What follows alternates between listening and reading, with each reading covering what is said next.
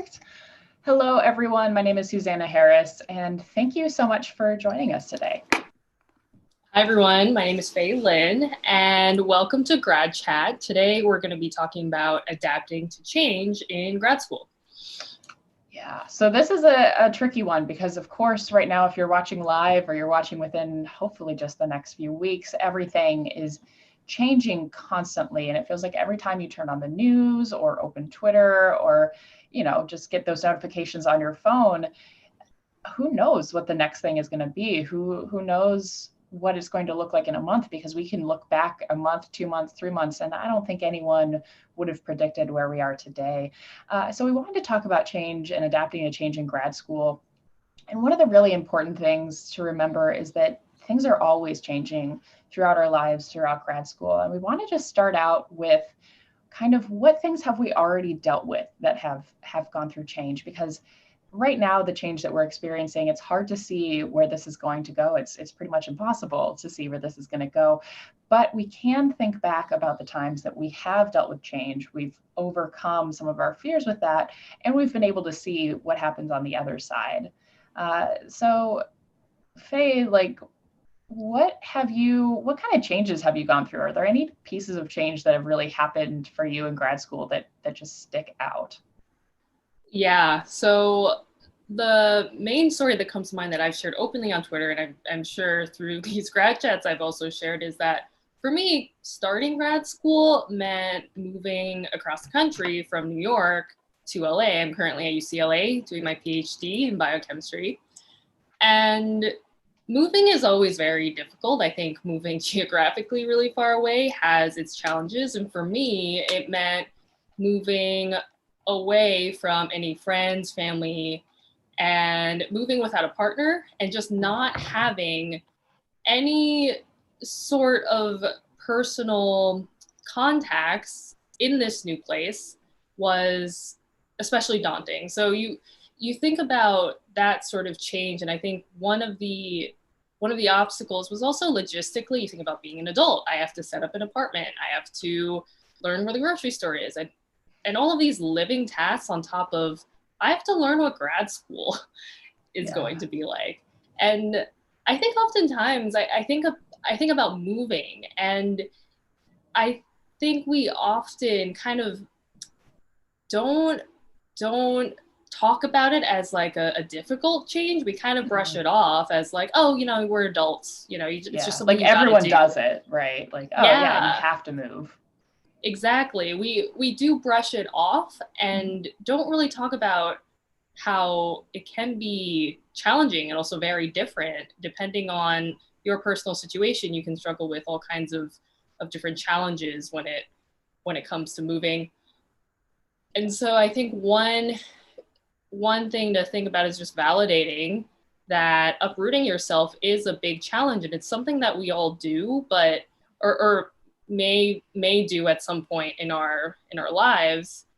And sometimes when we find ourselves struggling in that situation, I can say this for myself personally, it just felt like, why am I struggling with this? This is something an adult should do.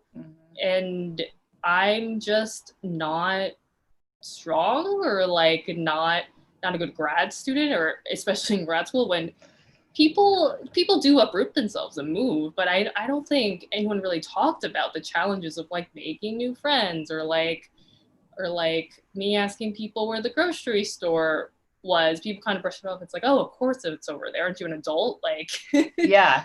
Don't you have Google? Don't you have Google? And it's like, yes, this information is readily available, but it's hard. You're just hit with so many different things at once. It's overloading, and any sort of help with like, where's the grocery store can be really impactful. And a theme in grad school is just that people in general don't like talking about struggle or validating struggle. And when it's something where people already brush off, like, we all moved, what's the big deal, kind of thing. I mean, I think that's a especially relevant experience that a lot of people have as they transition to their grad program. They may be moving away. Yeah, and that idea of change, even though a lot of people are going through it at any given time, doesn't take away from the fact that your life is changing, right? It's not something where it's like, oh, well, because everyone's doing this, it's actually really easy for me. It's a really big change. We talk a lot about support systems. We talk about comfort, and yeah, you're changing your identity, but also, I mean, I love that you brought up the grocery store, right? Because that's such a comfort place for me, and I guess we'll get into that too, of these comforts, these things that we do to take care of ourselves.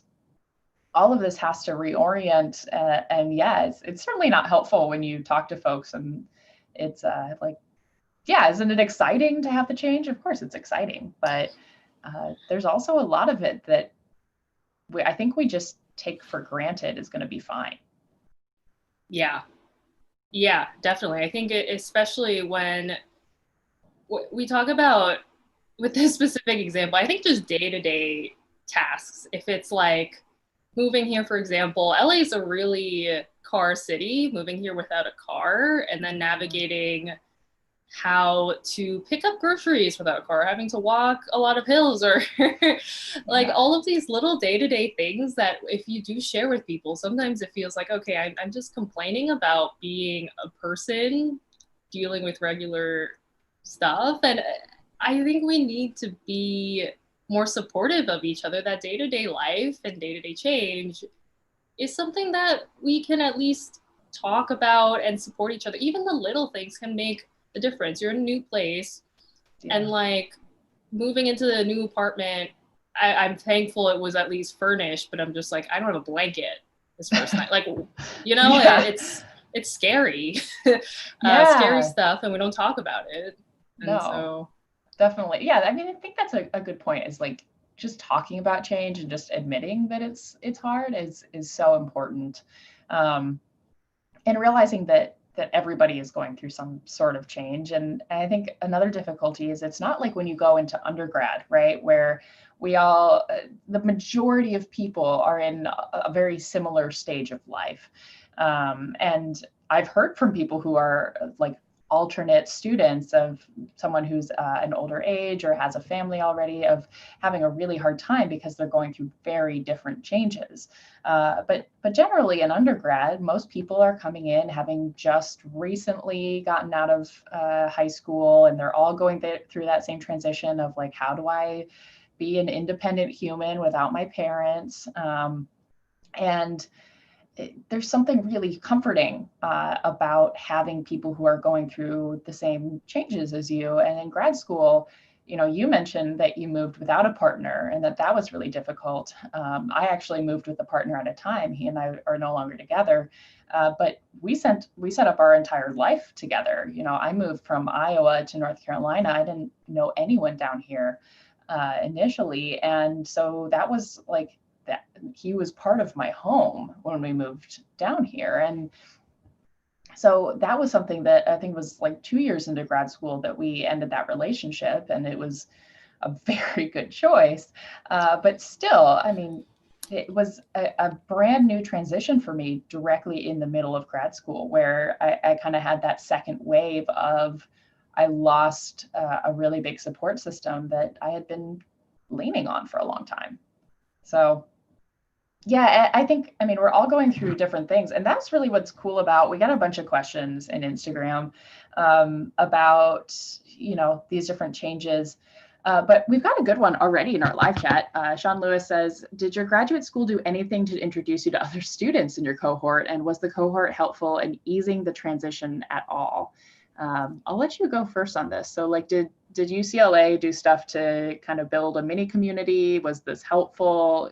I think we've talked about this a little bit, about like the people you first meet versus others down the line. Yeah, this is a great question. And I think it's really valuable for people, if you're thinking about going to grad school, planning on going to grad school, you're really curious about what the community feels like. I think it is very dependent on your school and the culture in your local environment. Mm-hmm. For my experience, first year of grad school, we had orientation. I think that's really standard for grad programs to say, like, these are where the buildings are, these are campus resources, these are your health resources, these are like, the classes you're going to take in the program. I think that's all pretty standard. And during that first week, there might be social events. It's like, oh, happy hour after, after a day of orientation, stuff like that. Yeah. So definitely in the beginning, there is a sense of people are all getting oriented. There's a formal structure like orientation where you kind of do see everyone who is coming in as first years. Mm-hmm. I think as you continue into grad school, it's going to be kind of dependent on your university. If student organizations are constantly putting on these social events, I think it really depends on what the involvement is like in that type of in making social events. So it could be, I've seen that different departments are different how much energy they spend on like student socials, or if there are various student groups that are more passionate about it. I think that that varies, and it really is dependent on the people that you have. I think there is a want for more social events. A lot of the times it's on the grad students to kind of make it happen.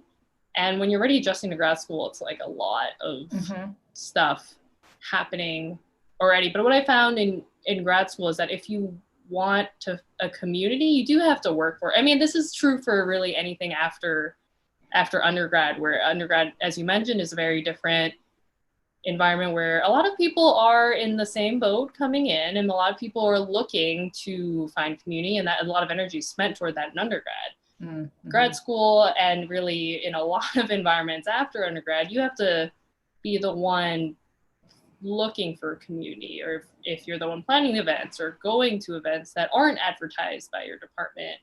It does, in my experience, does take being proactive about it, and just don't limit yourselves to what is offered by your program directly, because that may or may not be a lot of resources, and it depends. But there are great people out there, and a lot of events on campus or in this place you're doing your graduate school work.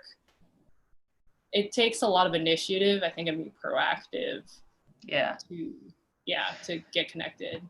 Yeah, and I think, Sean, to your question, was the cohort helpful? I think for me it really was. Very few of the people who I originally bonded with am I still close with now, though. Actually, the person who I was closest with throughout grad school, her name is Lauren, and she and I met interview weekend, and we were just happened to be roommates, and we really hit it off just as friends. That it was just one of those like, oh, okay, I feel comfortable with you, let's go grab a beer or something. And I think that it's hard, compared to, I think about undergrad, and a lot of the people I was close with all the way through were people that I lived on the same floor with at the start, or like one of my best guy friends in undergrad. He and I met at like a pre-orientation for honors classes, and we were super close all throughout undergrad. And so to Fay's point of you have to be kind of proactive in it, it's really learning to understand like yourself, what you need, and also respecting that what you need at the start of grad school might be very different than at the end of it. I think everybody between 20 and 40 has really big life changes, and that's kind of the predominant age for a lot of these research-based grad schools. So yeah, Fay, do you want to grab one of the questions from Instagram? Yes. All right, we got a lot of great questions. Yeah. All right. So, all right, this one's kind of relevant. I think it's important to also talk about our current times with COVID and a lot of world events that are going on. So we have this question that says, how do you deal with balancing typical grad-related work and trying to change your grad program for the better in the context of the current climate of sensitivity to racist policies? Wow. Ooh. That's a good one. Who sent that one in? Let's see, Alex Wakehand? Nice. Okay, so like basically balancing the regular changes with these like worldwide, what the hell is happening sort of things. Yes. Okay. You want to take that one, Susanna? Yeah. I'll just like really quick, no, I will try to keep it quick because it is such a long answer. I think that these are the kinds of things that you have to deal with throughout. And, the stuff that Fay and I were talking about, either when you first get there, that's a pretty big shift, or if you have a change in your relationship status, or like my parents moved from Iowa to Singapore while I was in grad school. And that was sort of a weird transition-y thing of going from like, oh, if anything happened, my dad could get here in 6 hours, to like, if anything happened, the very earliest anyone could get to me would be like 30 hours. Things like that change, and they can be highly impactful in how you deal with things. And like, a lot of people lose a family member or a friend in grad school.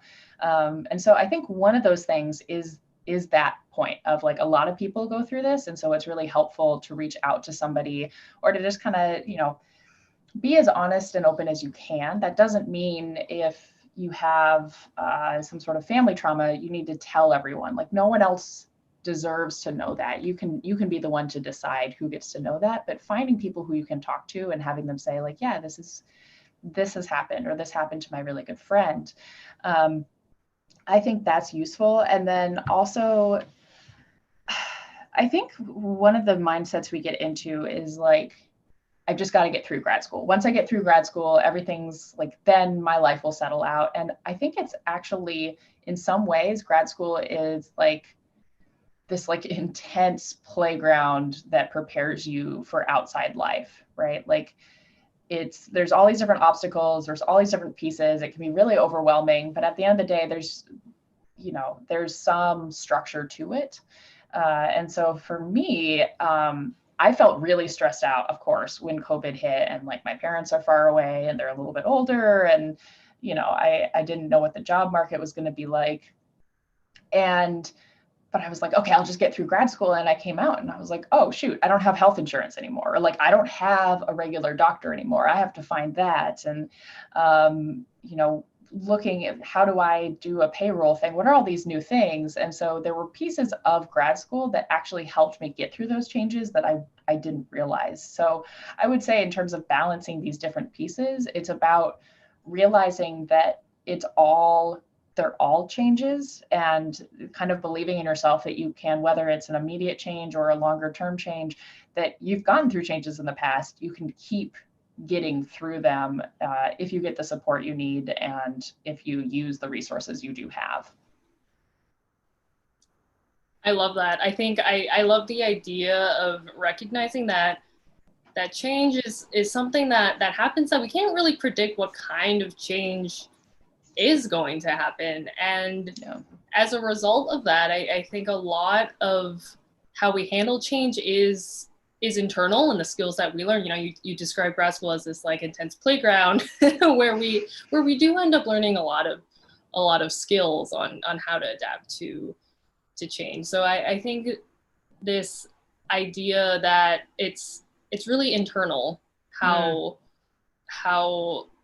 frustrating it can be, that sometimes change is stuff that you don't have control over. We can't control whether or not there's a pandemic outside, right? And there's so many things beyond our control. And I think sometimes a lot of the emotional frustration or the upset comes from the fact that it is frustrating that we can't control things. Yeah. And another theme that came to mind for me was also this idea, how important a support network is, and how, it's a theme that we keep talking about in every grad chat, because it is so important, a support network. And the idea of like network, right? Because I think the COVID thing has really highlighted that you need a network. I'm really lucky that I have a network, because in the past I've had like one or two people I could rely on.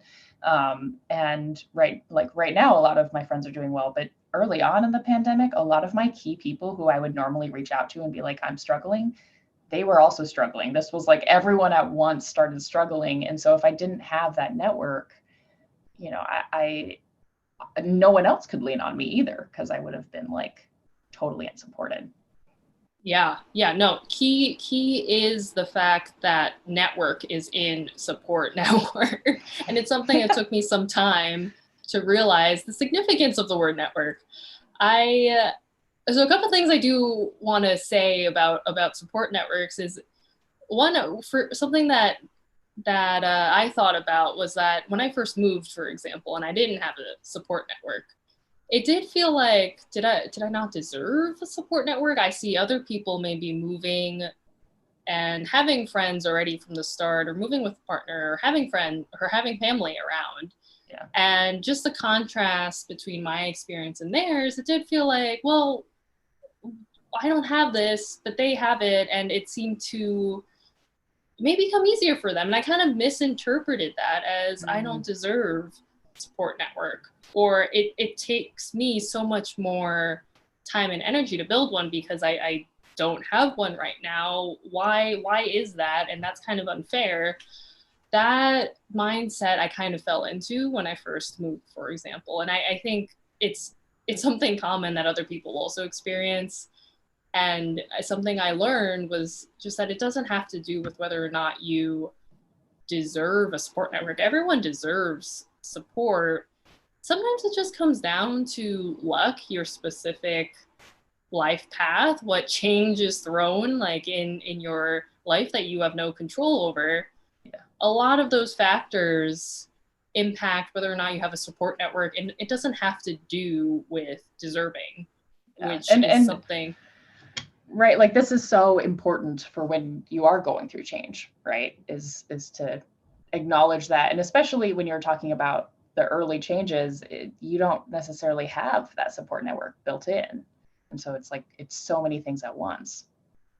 Yeah, and just kind of normalizing that a bit more too, because I think when we don't talk about struggle or the struggle with change, it ends up being like, oh, if I'm struggling with building a support network, that's like there's something wrong with me there, which is not true. Like building a support network takes time. I'm also thankful that during these COVID times that I've been at UCLA for like 4 years now, had some time to meet people and build connections that have helped me a lot during these times. And that's I think it's a privilege that I do have people to support me right now. Yeah. And but that all took time, and I'm thankful that they're here now. But it's also, you could also fall into, there are a lot of people who right now just moved and are dealing with the pandemic, and it's hard and it's unfair that is a lot of difficult stuff going on without maybe for some people without a support network. Yeah. And, so yeah.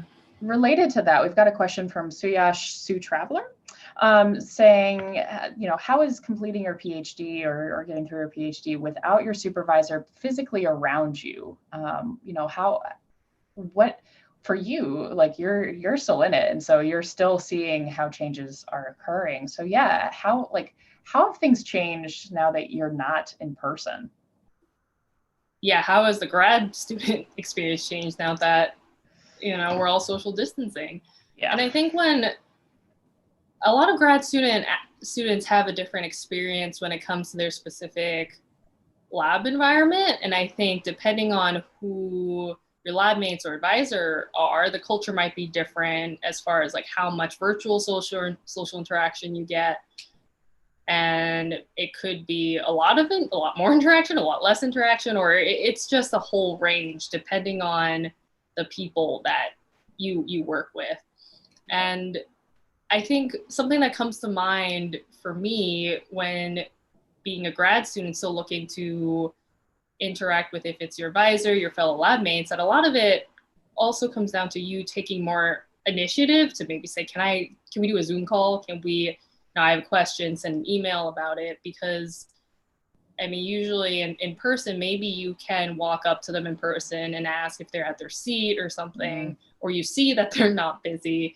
I think that is more inviting for people to approach them and ask them for, if it's research questions. And when we're social distancing as a grad student, you kind of have to be take more initiative. And I think it is it feels a little more restrictive to say, do you want to schedule a specific time to get on Zoom? I think some people are kind of deterred by that. How is it, which makes, like, how has it affected like your relationship with your advisor? Because like, I think that it's interesting. A lot of the questions we've gotten are like pretty, I think, us specific, which is cool. Yeah, I think the situation has affected us very different. Like, I think our advisors went opposite directions. Yeah, I'm really thankful to be in a supportive lab where we have set times for Zoom calls if it's like lab socials or like a group meeting, subgroup meeting, or I have a great advisor who makes time for one-on-one meetings. And I think it's, like I said, it's really dependent on who your advisor is. I think I'm personally really thankful that we have a lab space where the tone is set, where there are so many virtual spaces where you can ask for help, and that kind of puts less pressure on me to reach out. That's something I'm really thankful for, to have these so many designated virtual spaces to interact with people and jump in if it is a bit harder to initiate. At the same time, I think it's important, even if you do have these options designated by your lab, to still initiate contacts on your own. If it's, and to not rely completely on your lab, because that really depends on the culture of your lab, and if they are providing the support that you're looking for right now. I think, I had it a little bit different because it's not ongoing. I think that, everything is different. So to respond to Soyash about like, how was completing your PhD without your supervisor physically around you? It was pretty difficult. I don't know that it was so much more difficult than it would have been otherwise. But, like Fay is saying, it can already be really like intimidating to talk to an advisor. But for me, what I ended up doing actually is I found folks who were in the area. Of course, now that's even more limited, but I found other people who I felt maybe a little more comfortable reaching out to on Zoom and setting up different meetings with them. So instead of being like 2 hurdles to get over, right? There's the hurdle of talking to your advisor, and then there's also the hurdle of using a Zoom meeting. Finding someone who the hurdle for at least talking to them wasn't an issue was really helpful, and that definitely kept me on track.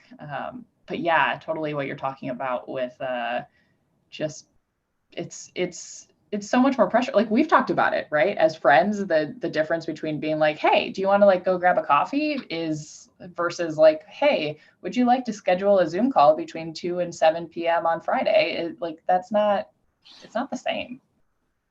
Yeah, exactly. For some reason, it feels more prohibitive. Like it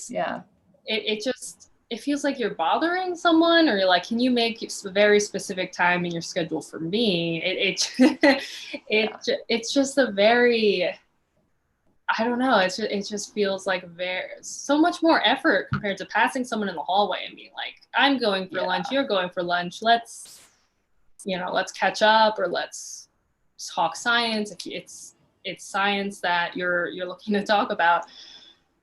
And I think it just goes to the theme of today's grad chat of adapting to change, that yes, our current situation is different, where we're no longer have these more casual instances to schedule time to interact, if it's for our research or just to socialize. But also that with this change, that we should be empowered to reach out and schedule time, schedule a Zoom call, and kind of overcome that hurdle. And if this is the new type of situation that we're in, that we need to come up with new ways to adapt to that. So that could be just asking people, I'm free from 2 to 7. Do you want to schedule a Zoom call? And not be afraid or reluctant or hesitant to do that, as we were before COVID. And I think, having gotten out of that, I mean, that's what every job is right now. this is not a grad school specific thing of, oh, this is, this is intimidating and scary because I'm talking to my advisor. Like, I have to schedule Skype calls with my my new boss, who I've been working for a month. We've met in person like a year ago. And so these are, hopefully science really kicks it into gear. And, scientists right now are working their hardest to get a vaccine, get some cures, get some, treatments for COVID. And, there's a lot of movements around the world trying to make the world a better place for everyone. And as these things go on, though, we're going to need to be continually adapting. And I think it's important to remember, like, this isn't grad school specific. These are challenges that are exacerbated by the weird power dynamics. But whatever you're picking up now, it's a good time to learn it. You don't have to see it as, okay, how do I deal with my grad advisor? It's more of, how do I deal with an uncomfortable situation with someone who is in charge of me, and I have to be the one to set up a meeting, and I have to be the one, if they cancel the meeting, to set up a meeting, even if it's a meeting where I have to tell them I didn't do what you wanted me to do. That's super uncomfortable, but learning to do it that's a really big deal. That's like super hard. Exactly. Yeah. And it's all, like you said, it's not grad school specific. And I think if we also remind ourselves that we're learning great life skills right now, and there are aspects of academia and grad school that can be a lot better and can support students a lot better. And that's frustrating. But I also think keeping in mind that as we go through life, even beyond grad school, that we are going to be put in systems that maybe don't support us, or situations that are hard, keeping in mind that we also have the power and resilience to make it through tough systems, maybe if it's also pushing for positive change in these systems, and that being in tough situations, tough change, isn't a reflection of your self-worth, which, again, this is something I keep saying because it's something that I struggled with a lot. It took me a long time to kind of convince myself that going through tough change is a human experience. Experiencing systems that don't support you should, it is unfortunately, it's a common experience. But you have the power to get through tough systems. You have a voice. You have the power to adapt. And I think that is a great overarching message as people are dealing with change right now, to be kind to themselves, and then also normalize the fact that tough change is a part of life. Yeah. And with every new experience you have, you're gaining new skills to deal with change, with whatever it is that's going to be thrown at you. Yeah.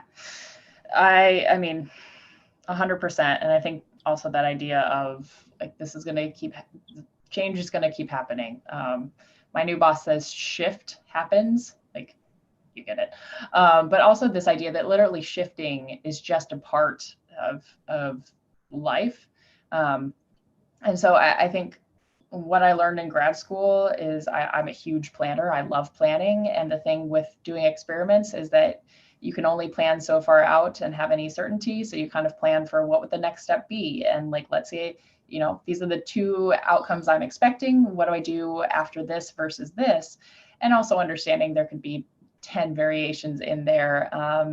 And I think that was a big thing that I learned, that I try to apply to other pieces of my life, of, like, it's good to have some ideas, and it's a good idea to be like, where do I want to be 6 months down the line? But let's be honest, like, no one knew 6 months ago what the hell was going to be going on. I mean, that was December. That was like a decade ago.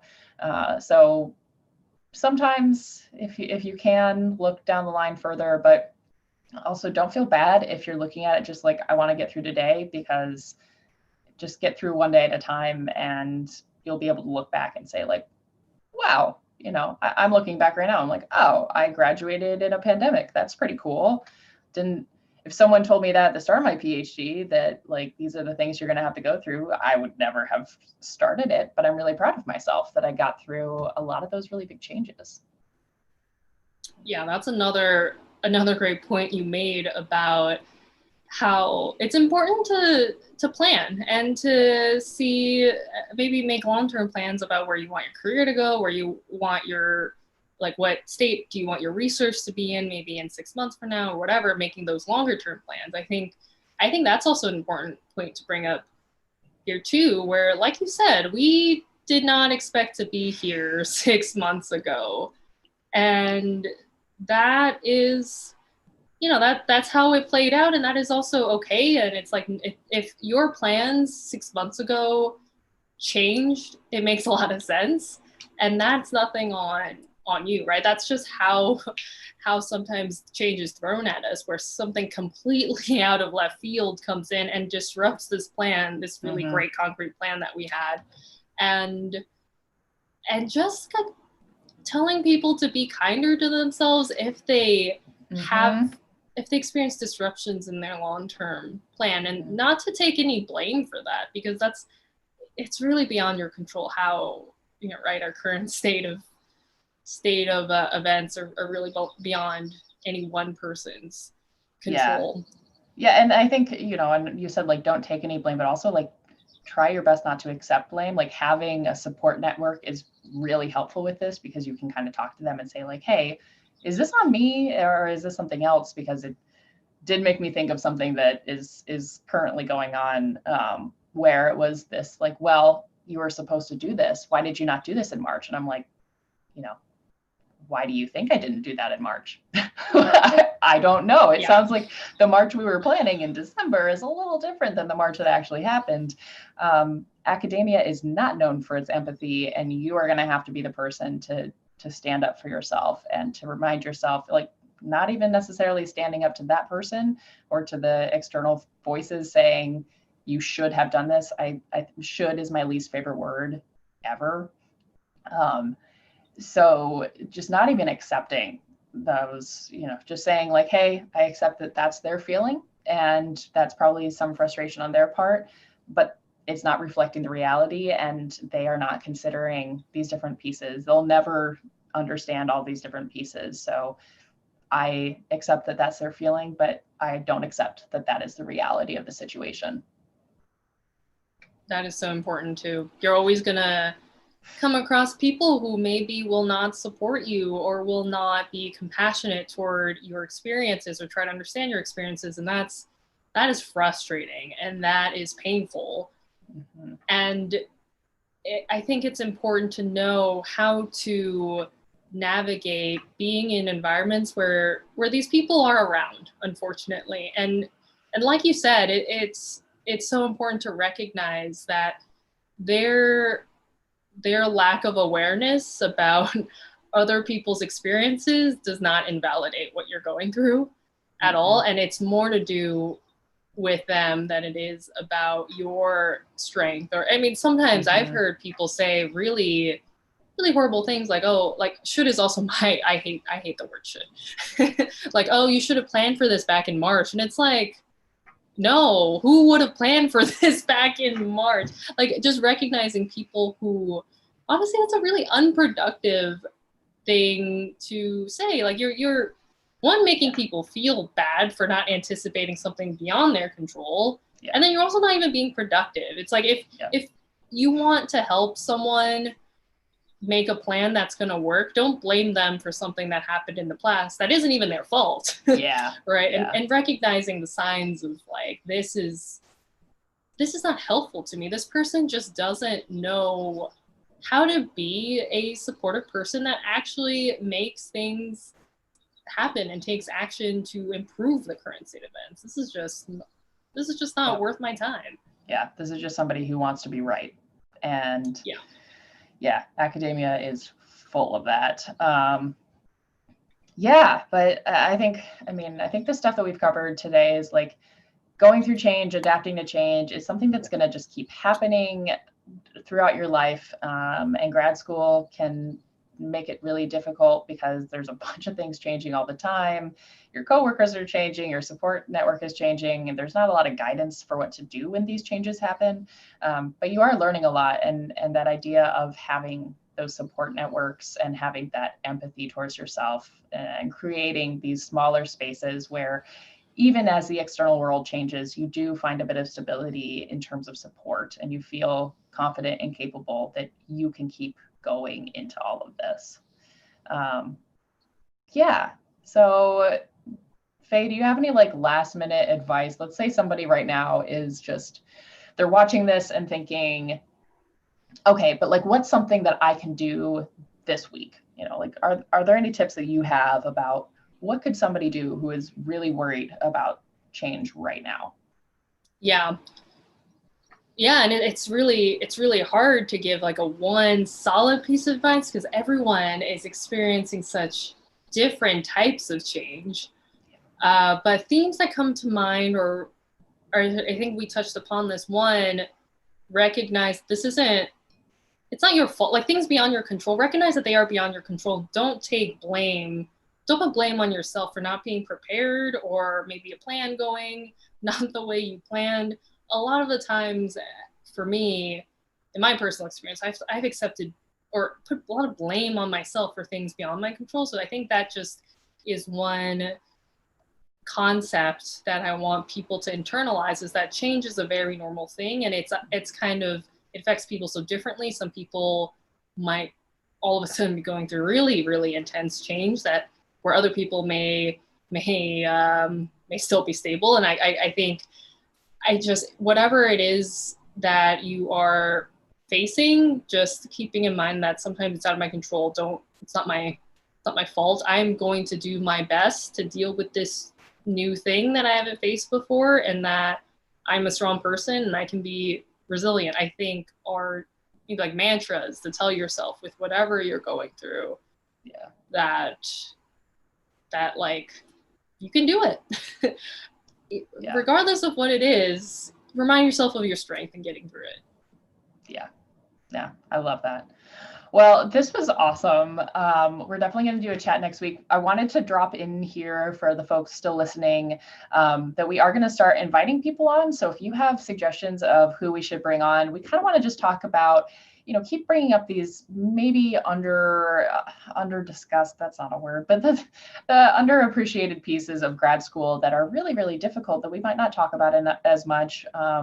That people are facing, whether it's because of family, it's because of friends, it's because of the world, if it's, understanding how different folks get through academia.